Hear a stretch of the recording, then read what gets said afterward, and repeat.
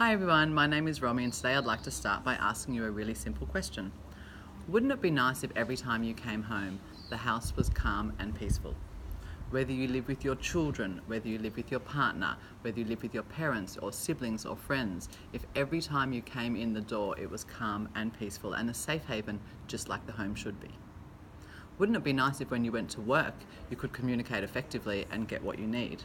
Or when you're out with your friends, that everything is smooth and calm and peaceful? And how do we do all of this? For me, one of the main aspects of this is communication. Communication in relationships. We communicate all day long, but are we communicating effectively? Are we getting what we want? And is the other person getting what they want so that we're in a win-win and everyone's happy? So I run workshops on communication in relationships, which are by far the most popular workshops at the Sanctuary Thailand where I normally live and work. But right now I'm here in Australia to offer you this 2-hour workshop in Melbourne and part of a 4-hour workshop in Byron Bay.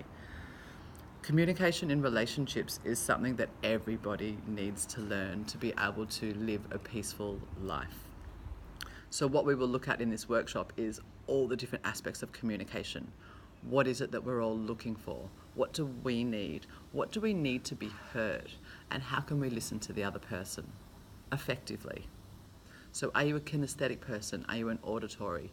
What do you need? Okay, we will look at tone of voice and roles. What's our role? What's the other person's role? What's going on? And we will look at real life scenarios so that it actually makes sense in a very practical way. We will look at arguments. What happens in arguments? Whether it's a big full-blown argument where we go into fight, flight or freeze, whether we go into flooding, which is simply a psychological term for emotional overwhelm. What's going on in that space? What's happening physiologically and psychologically? Because no, we're not crazy.